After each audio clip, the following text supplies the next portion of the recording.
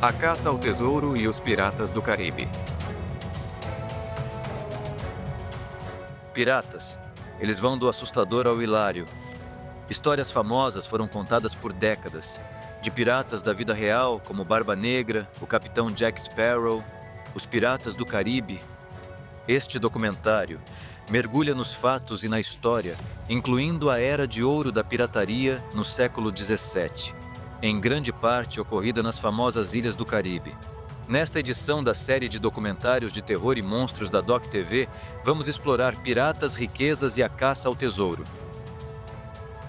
Arrói, companheiros! Vamos zarpar! A pirataria surgiu e refletiu, em menor escala, em disputas sobre comércio e colonização, entre as grandes potências europeias da época, incluindo os reinos da Espanha, Grã-Bretanha, Holanda, França e Portugal. A maioria dos piratas desse período era de origem galesa, holandesa, inglesa, francesa e irlandesa. Numerosos piratas vieram de ambientes urbanos empobrecidos em busca de maneiras de ganhar dinheiro e escapar da pobreza. Londres, em particular, era conhecida por grande desemprego, pobreza e superlotação, o que direcionava indivíduos à pirataria. A pirataria também oferecia poder e riquezas rápidas. Historiadores como John Fiske indicam o início da Era de Ouro da pirataria por volta de 1650, quando o fim das guerras religiosas permitiu que os países europeus continuassem a expansão de seus impérios coloniais. Isso envolvia um comércio marítimo significativo e uma melhoria econômica geral.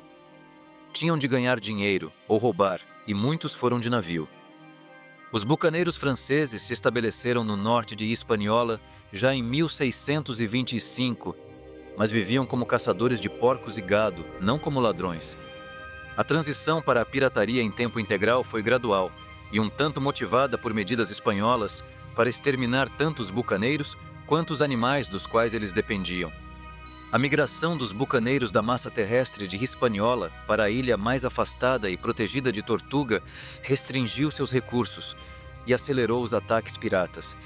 De acordo com Alexandre Exquemelin, um bucaneiro e historiador que continua sendo uma fonte decisiva sobre esse período, o bucaneiro de Tortuga, Pierre Legrand, foi pioneiro nos ataques aos galeões, que faziam a viagem de retorno à Espanha. A tomada da Jamaica pelos ingleses, em 1655, impulsionou o crescimento do bucaneirismo em Tortuga. Os primeiros governadores ingleses da Jamaica concederam voluntariamente cartas de corso aos bucaneiros de Tortuga e seus compatriotas. Ao mesmo tempo, o desenvolvimento de Port Royal forneceu aos saqueadores um lugar mais benéfico e gratificante para vender seus saques. Na década de 1600, o novo governador francês de Tortuga, Bertrand d'Ogeron, também forneceu comissões de corsário a seus colonos e a saqueadores ingleses de Port Royal. Essas circunstâncias levaram o bucaneirismo caribenho ao seu auge. Vários elementos fizeram com que piratas anglo-americanos, alguns apresentados à pirataria durante o período bucaneiro, olhassem além do Caribe em busca de tesouros no início dos anos 1690.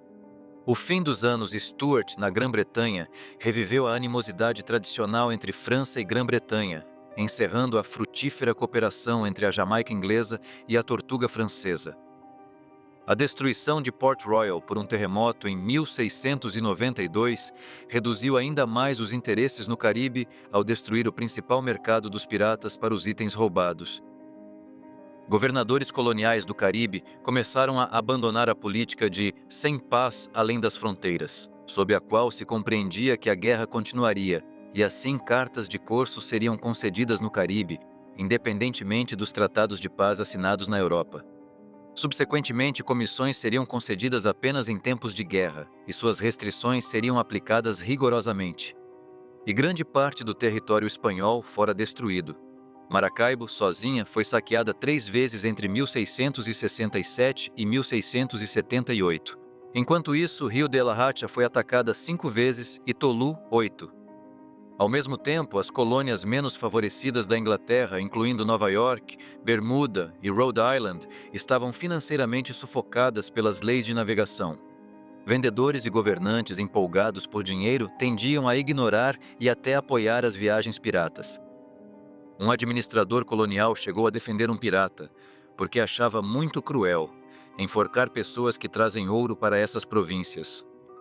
Embora alguns piratas da Nova Inglaterra e das colônias centrais visassem áreas mais remotas da costa pacífica da Espanha mesmo depois de 1690, o Oceano Índico era um alvo mais rico e mais atraente. A produção econômica da Índia superava a da Europa nesse período, especialmente em produtos de luxo de alto valor, como calicó e seda, que eram um perfeito saque para os piratas. Ao mesmo tempo, nenhuma marinha eficaz navegava no Oceano Índico, deixando tanto o transporte local quanto as embarcações das diversas companhias das Índias Orientais vulneráveis a invasões. Isso preparou o terreno para as renomadas piratarias de Thomas Tew, Robert Culliford, Henry Avery e, embora sua culpa permaneça polêmica, William Kidd. Tratados de paz concluíram a Guerra da Sucessão Espanhola em 1713 e 1714. Como resultado, milhares de marinheiros, incluindo corsários europeus que haviam servido nas Índias Ocidentais, foram liberados dos compromissos militares quando o comércio colonial transatlântico começou a explodir. Além disso, marinheiros europeus que foram forçados pelo desemprego a trabalhar a bordo de navios mercantes, inclusive navios negreiros, estavam ansiosos para deixar essa profissão e se voltarem para a pirataria, dando aos capitães piratas um constante grupo de recrutas em diversas costas, ao longo do Atlântico. Em 1715, piratas realizaram um ataque significativo a mergulhadores espanhóis que tentavam recuperar ouro do navio de tesouro afundado Urca de Lima, perto da Flórida. O coração da equipe pirata era um grupo de ex-corsários ingleses que logo se tornariam conhecidos pela má fama. Henry Jennings, Benjamin Hornigold, Samuel Bellamy, famoso pelo roubo do navio Whydah Galley, Edward England e Charles Vane. O ataque foi triunfante, mas, ao contrário de suas expectativas, o governador da Jamaica se recusou a permitir que Jennings e seus companheiros gastassem seu saque em sua ilha. Com Kingston e o decaído Port Royal fechados para eles, Jennings, Hornigold e seus companheiros se estabeleceram em Nassau, na ilha de Nova Prússia, nas Bahamas. Nassau se tornaria uma base para esses piratas e seus muitos recrutas até a chegada do governador Woodes Rogers em 1718, que sinalizou o fim da República dos Piratas. Rogers e outros governantes britânicos tinham o poder de absolver piratas sob a lei de perdão do rei. Enquanto Hornigold aceitava o perdão para se tornar um pirata, outros, como Barba Negra, voltaram à pirataria após sua absolvição. O tráfego de navios transatlânticos entre o Caribe, a África e a Europa começou a disparar no século XVIII. Um modelo conhecido como o comércio triangular tornou-se um alvo lucrativo para a pirataria. Navios mercantes navegavam da Europa para a costa africana, trocando produtos manufaturados e armas por escravos. Os comerciantes então viajavam para o Caribe para vender os escravos e retornar à Europa com mercadorias como açúcar, cacau e tabaco.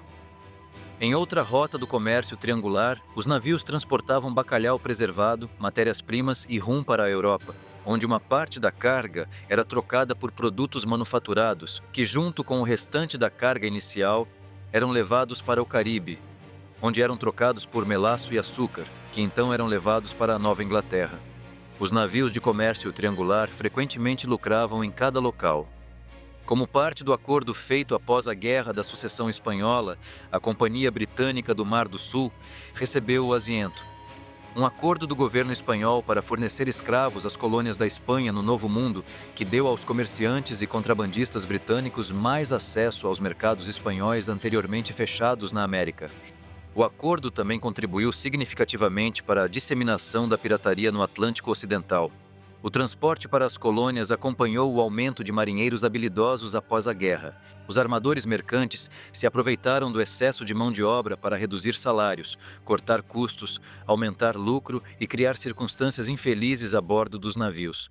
Os marinheiros mercantes sofriam taxas de mortalidade tão altas ou maiores que as dos escravos. As condições eram tão precárias que muitos marinheiros optaram pelo estilo de vida livre dos piratas. O aumento do tráfego de navios também passou a significar um grande número de piratas para os atacar. Muitos piratas eram originalmente marinheiros em corsários, para a Marinha Real ou para navios mercantes durante esse período. A maioria dos piratas tinha experiência vivendo no oceano e sabia o quão difíceis podiam ser as circunstâncias. Os marinheiros do rei geralmente tinham muito pouco para comer no mar e acabavam passando fome, doentes e morrendo. Isso fez com que alguns marinheiros rejeitassem o rei e se tornassem piratas em vez disso. Isso também permitiu que os piratas combatessem melhor a marinha. Diferente de outros marinheiros, os piratas tinham regras rígidas sobre como seriam tratados na embarcação. Ao contrário da crença popular, os capitães piratas não tinham uma ditadura sobre os demais piratas em seus navios. Os capitães tinham que ser eleitos e tinham regulamentos rígidos a seguir. O capitão não era tratado melhor que os outros membros da tripulação e era esperado que respeitasse a todos. Essa diferença era intencional comparado aos capitães mercantes que tratavam as tripulações de forma terrível. Muitos piratas já haviam operado nesses navios mercantes e sabiam quão horríveis alguns capitães podiam ser. Como resultado, os navios frequentemente tinham conselhos compostos pelos tripulantes. Alguns conselhos eram convocados diariamente para tomar decisões, enquanto outros eram usados como sistema judiciário apenas quando ocorrências criminais ou questões legais exigiam. Independentemente do problema, a tripulação em navios piratas geralmente tinha tanta autoridade quanto o capitão fora de combate. O capitão somente tinha controle total durante tempos de conflito e poderia ser removido dessa posição se demonstrasse covardia diante dos adversários. Ele também deveria ser destemido em batalha. Os piratas não queriam que as coisas acabassem como em navios da marinha. John Taylor, Olivier Levasseur, Christopher Condent e Edward England operaram de Madagascar entre 1719 e 1721. Taylor e Levasseur conquistaram o prêmio mais significativo da história da Era de Ouro da pirataria, com o saque ao navio português Nossa Senhora do Cabo, em Réunion, em 1721, onde roubaram diamantes e outros tesouros. Condent também foi um pirata triunfante, mas não a Inglaterra. Ele foi abandonado em Comores por Taylor e Levasseur em 1721 e veio a morrer logo depois. Apesar das conquistas de Taylor e Levasseur, a ronda pirata teve uma diminuição rápida outra vez. Os piratas da Barbária eram piratas e corsários que atuavam do norte da África, também conhecido como a Costa da Barbária, nos portos de Argel, Salé, Marrocos, Tunis e Trípoli, atacando navios no mar Mediterrâneo Ocidental desde os anos das Cruzadas e navios a caminho da Ásia contornando a África até o início do século XIX. Eles assaltaram repetidamente as vilas e cidades costeiras da Itália, Espanha e ilhas do Mediterrâneo. E seus habitantes quase abandonaram completamente longas extensões das costas italiana e espanhola. Desde o século XVII, os piratas da Barbária às vezes penetravam o Atlântico e atacavam até mesmo no norte, como na Islândia. De acordo com Robert Davis, entre 1 e 1,25 milhões de europeus foram capturados pelos piratas da Barbária e vendidos como escravos no norte da África entre os séculos XVI e XIX.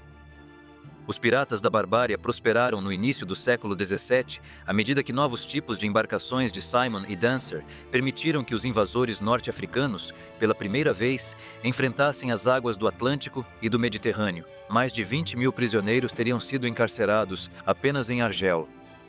Os ricos tinham permissão de se redimir, mas os pobres eram condenados à escravidão. Seus senhores, às vezes, permitiam que se libertassem ao se converterem ao Islã. Muitas pessoas de posição social, italianos, alemães, viajantes ingleses e espanhóis do sul, foram prisioneiras por algum tempo. Em 1627, a Islândia foi alvo de ataques conhecidos como sequestros turcos. Acredita-se que Murat Reis tenha ficado com 400 detidos. 242 dos prisioneiros foram vendidos como escravos na costa da Barbária. Os piratas capturavam apenas jovens, e aqueles em boa saúde. Todos os que ofereceram resistência foram mortos, e os adultos mais velhos foram reunidos em uma igreja que foi incendiada. Entre os presos estava Olafur Egilson, que foi resgatado no ano seguinte e, ao retornar à Islândia, documentou um relato sobre sua experiência como escravo. Outra famosa prisioneira daquele ataque foi Gudridur Simonardóttir. O saque de Vestmannaeyjar é conhecido na história da Islândia como Tyrkjaranid. Embora os piratas sejam comumente representados com tapa-olhos, Esse mito se originou em romances e contos de bucaneros do século XIX, como compensação por um olho perdido. Poucos piratas históricos usavam tampões sobre os olhos, mas alguns, como o pirata árabe do século XVIII Rahma ibn Jabir al-Jalahima, usavam. Enquanto a era de ouro dos piratas europeus e americanos é geralmente considerada como tendo terminado entre 1710 e 1730, a prosperidade dos piratas da Barbária durou até o início do século XIX. Diferente das potências europeias, os jovens Estados Unidos recusaram-se a pagar tributo aos estados da Barbária e responderam com a Primeira e a Segunda Guerra da Barbária contra o norte da África, quando os piratas da Barbária capturaram e escravizaram marinheiros americanos. No início do século XVIII, a tolerância das nações em relação aos piratas estava diminuindo. Após a assinatura do Tratado de Utrecht, o excesso de marinheiros treinados sem emprego foi tanto uma bênção quanto uma maldição para todos os piratas. Inicialmente, a abundância de homens multiplicou o número de piratas. Isso inevitavelmente levou ao ataque de mais embarcações e enfraqueceu significativamente o comércio de todas as nações europeias. Em resposta, os países europeus apoiaram suas marinhas para oferecer maior segurança aos mercadores e caçar piratas. O excesso de marinheiros qualificados significava que um grande número poderia ser recrutado para as marinhas nacionais.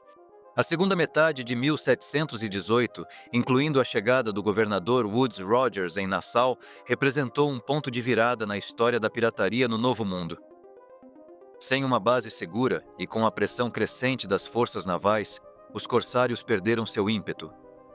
O apelo dos tesouros espanhóis tinha desaparecido e os caçadores se tornaram os caçados. E em 1719, os piratas restantes estavam em fuga. Muitos viajaram em direção à África Ocidental, capturando navios negreiros desprotegidos. A famosa Era de Ouro da pirataria não durou uma década, mas as histórias de piratas de grande importância resistiram ao teste do tempo. Mencionamos o Barba Negra várias vezes porque ele é, sem dúvida, um dos piratas mais infames que já existiram. Agora vamos nos aprofundar um pouco mais no homem e em seu legado. Edward Teach, também conhecido como Edward Teach e mais famoso como Barba Negra, foi um pirata inglês que atuou nas Índias Ocidentais e na costa leste dos territórios norte-americanos da Grã-Bretanha. Pouco se sabe sobre sua vida inicial, mas ele pode ter sido um marinheiro em embarcações corsárias durante a Guerra da Rainha Ana, antes de decidir pela ilha Nova Providência nas Bahamas, uma base para o capitão Benjamin Hornigold, a quem Teach se aliou por volta de 1716. Hornigold o colocou no comando de uma escuna que ele havia capturado e os dois participaram de múltiplos atos de pirataria. Sua frota foi aumentada com a adição de mais 2 navios, um dos quais era comandado por Stede Bonnet. Mas Hornigold se afastou da pirataria no final de 1717, levando 2 barcos com ele. Teach capturou um navio negreiro francês, La Concorde, que renomeou como vingança da Rainha Ana, armou-o com 40 canhões e tripulou com mais de 300 homens. Ele se tornou um pirata famoso. Seu apelido vinha de sua aparência assustadora e da espessa barba escura. Foi documentado que ele prendia pavios acesos sob seu chapéu para assustar seus inimigos. Ele se uniu a piratas e tomou o porto de Charlestown, Carolina do Sul, fazendo de refém os residentes do porto. Então encalhou o Vingança da Rainha Ana em um banco de areia perto de Beaufort, Carolina do Norte. Ele se separou de Stede Bonnet e se estabeleceu em Bath, Carolina do Norte, também conhecida como Bath Town, onde obteve o perdão real. No entanto, ele logo voltou ao mar, onde chamou a atenção de Alexander Spotswood, o governador da Virgínia. Spotswood organizou um grupo de marinheiros e soldados para capturá-lo. Em 22 de novembro de 1718, após uma feroz batalha, Teach e vários de sua tripulação foram derrotados por uma pequena força de marinheiros liderados pelo tenente Robert Maynard. Ele foi supostamente esfaqueado 20 vezes e atingido por 5 tiros antes de morrer. Teach era um líder astuto e calculista que desconsiderava a violência, confiando em sua imagem temível para provocar a reação que desejava de suas vítimas. Ele foi glorificado após sua morte e se tornou a inspiração para o arquétipo do pirata em obras de ficção de diversos gêneros. Desde o fim da Era de Ouro da pirataria, Teach e suas façanhas se tornaram lendas, inspirando livros, filmes e até atrações em parques de diversões. Muito do que se sabe sobre ele pode ser encontrado na obra de Charles Johnson, A História Geral dos Roubos e Assassinatos dos Mais Famosos Piratas, publicado na Grã-Bretanha em 1724.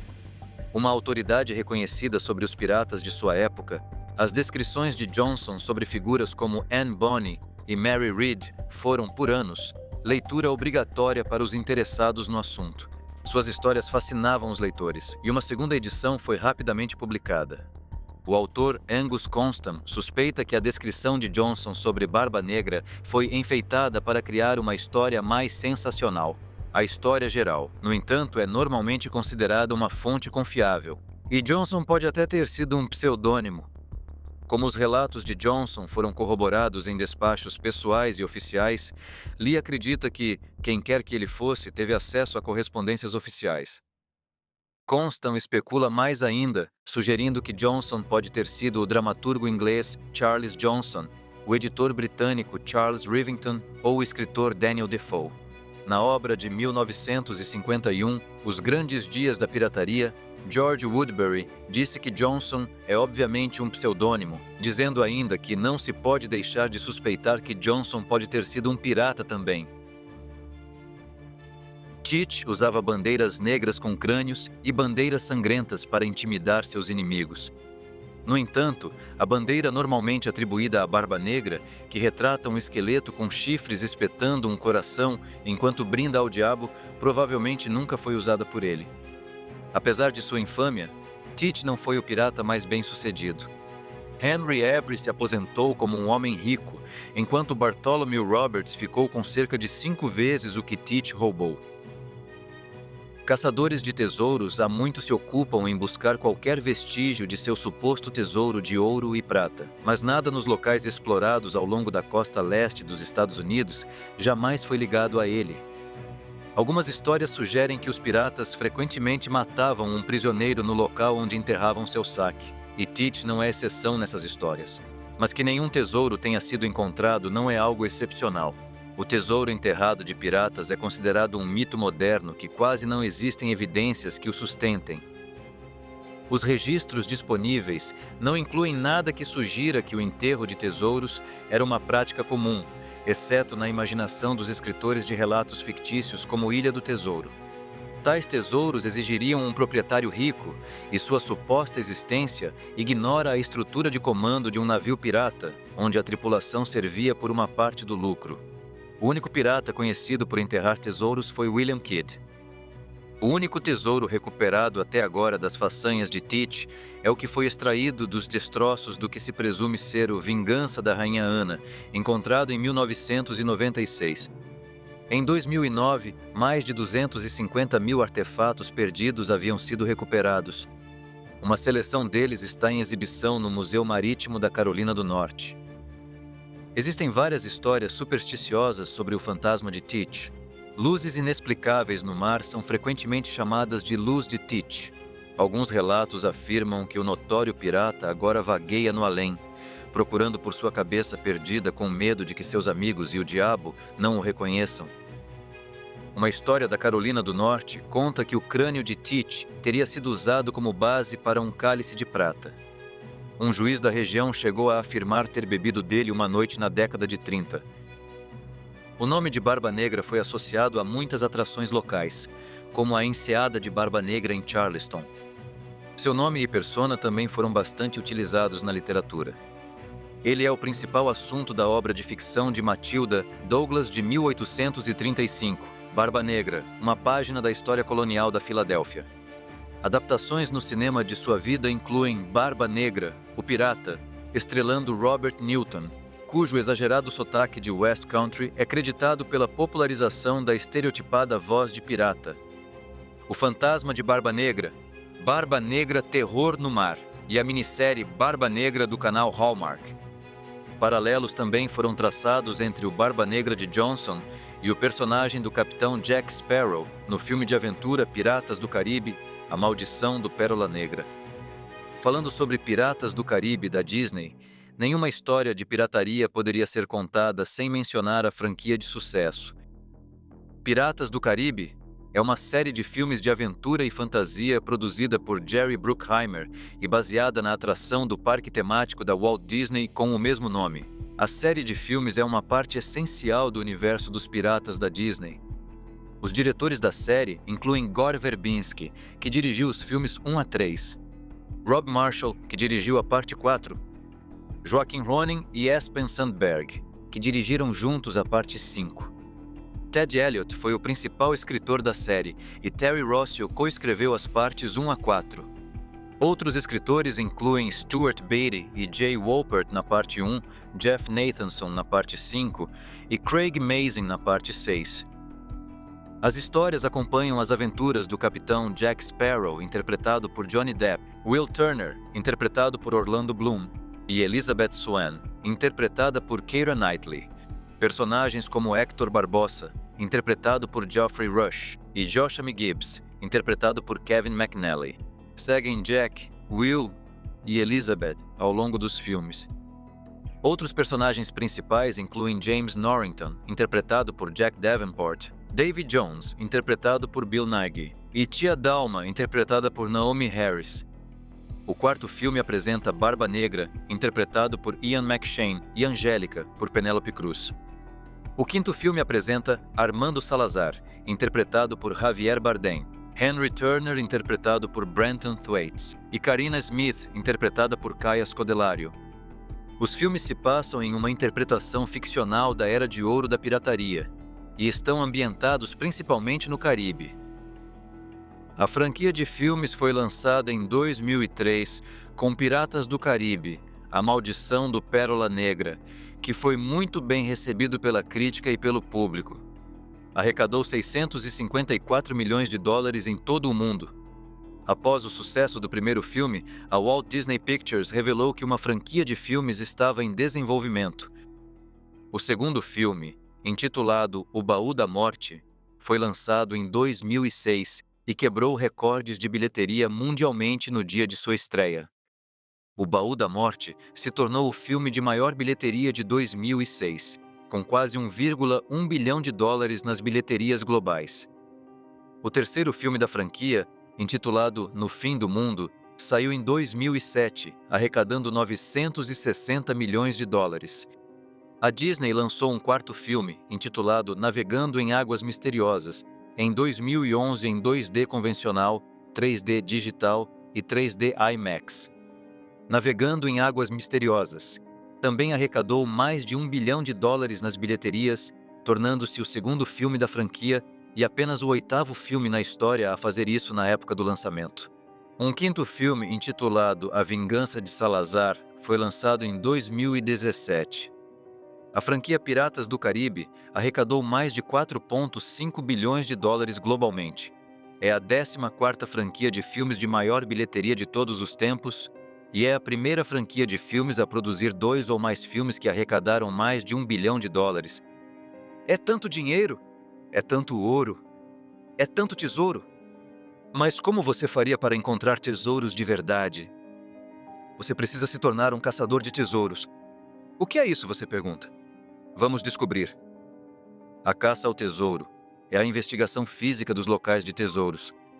Por exemplo, caçadores de tesouros tentam encontrar destroços submersos e resgatar antiguidades e relíquias com alto valor. A demanda por antiguidades normalmente motiva essa indústria. O procedimento de caça ao tesouro pode ser controverso, já que áreas de naufrágios ou áreas culturais podem ser protegidas por regulamentações nacionais ou internacionais, relacionadas a resgate marinho, propriedade privada, regulamentações de mergulho, embarcações soberanas ou estatais, controles de comércio e proteção do patrimônio cultural. A caça ao tesouro também pode se referir ao geocaching, um esporte em que jogadores usam aparelhos de GPS para localizar o esconderijo de bugigangas, brinquedos ou outros jogos de caça ao tesouro. Qual é a história da caça ao tesouro? Em 1643, o caçador de tesouros de Massachusetts, Sir William Phips, recuperou um navio espanhol naufragado que havia afundado no Banco de Ambrosia em 1599. O valor total dos tesouros resgatados foi de 205.536 libras. O Nuestra Senhora de Atocha partiu de Havana com destino à Espanha em 1622 antes de naufragar. O caçador de tesouros americano Mel Fisher e sua equipe passaram 16 anos à procura dos restos do Nuestra Senhora de Atocha. 3 barras de prata foram localizadas em 1973. 5 canhões de bronze foram descobertos em 1975. E um casco de madeira mantido no fundo por rochas, bolas de canhão e antiguidades espanholas do século XVII foram encontrados em 1980, documentando o local do naufrágio. O SS América Central naufragou após entrar em um furacão na costa das Carolinas em 1857. Em 1987, Thomas G. Thompson localizou o naufrágio do navio. Um submarino não tripulado emergiu com mais de 40 milhões de dólares em ouro do naufrágio. Em 1782, o navio East Indiaman Grosvenor afundou na Colônia do Cabo enquanto transportava uma carga de 2.000 lingotes de prata, várias joias de valor desconhecido e 720 lingotes de ouro. Em 1952, uma equipe britânica recuperou quase 1 milhão de libras do total de 5 milhões e 300 mil libras em frete, escondido no Brasil para evitar impostos do governo britânico. O SS Laurentic, em uma viagem de Liverpool a Halifax em 1917, colidiu com uma mina e afundou com uma carga de ouro avaliada em 5 milhões de libras. O almirantado britânico selecionou o tenente-comandante G.C.C. Damant para recuperar o navio.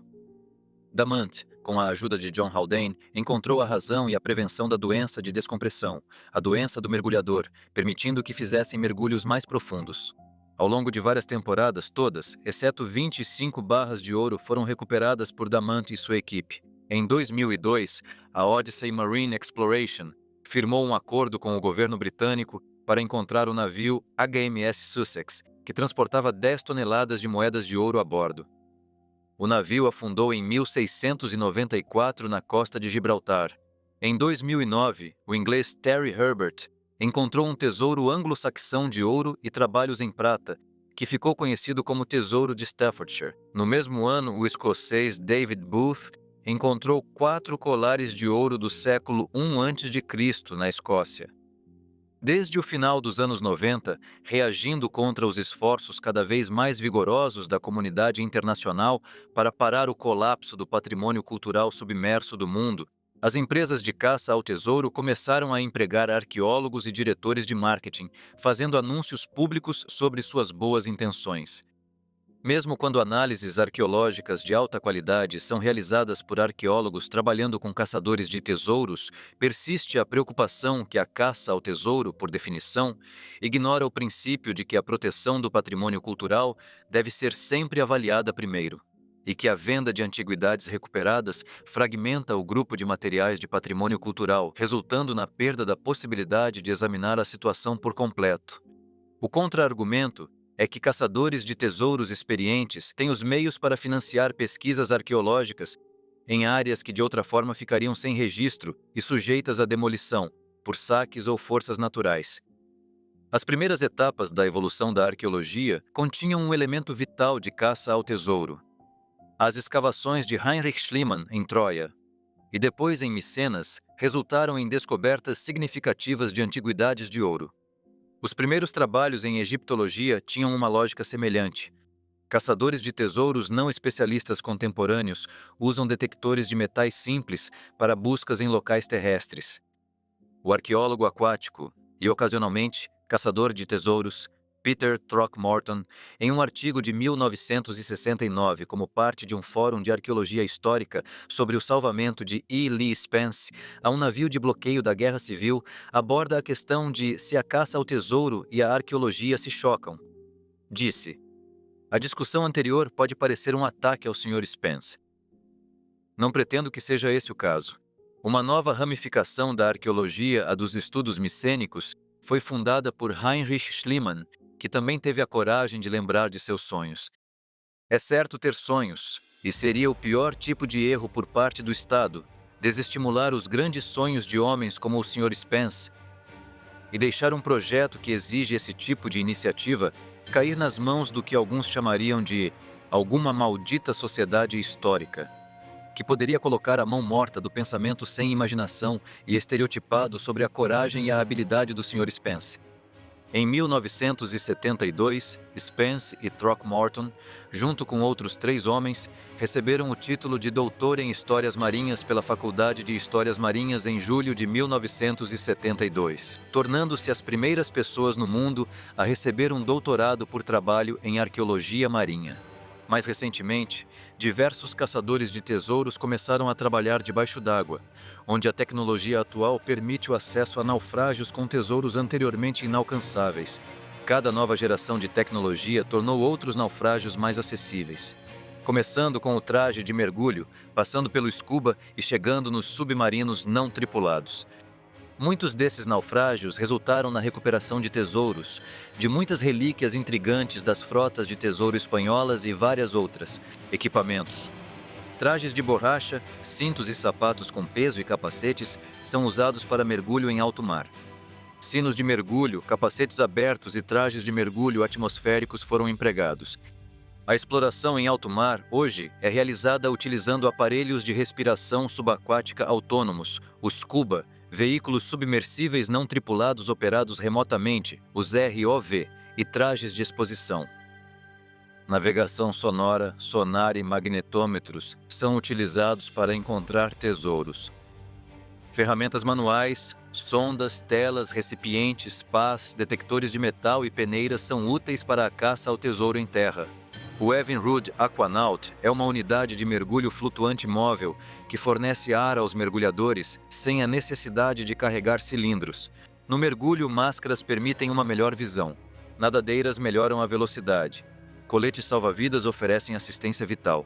Bandeiras alertam os outros sobre os arredores do mergulhador.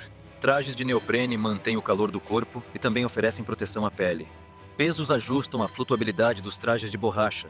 Facas são úteis como ferramenta. Cilindros fornecem ar e snorkels economizam energia. Legalidade. Em 1906, os secretários de Interior, da Agricultura e da Guerra redigiram uma lei para preservar as antiguidades americanas. Essa lei afirma que cada um do interior teria autoridade detalhada sobre outros artefatos ou locais com base em sua divisão. Essas relíquias e locais são os seguintes: símbolos históricos, monumentos históricos, objetos de antiguidade, objetos com valor científico e histórico.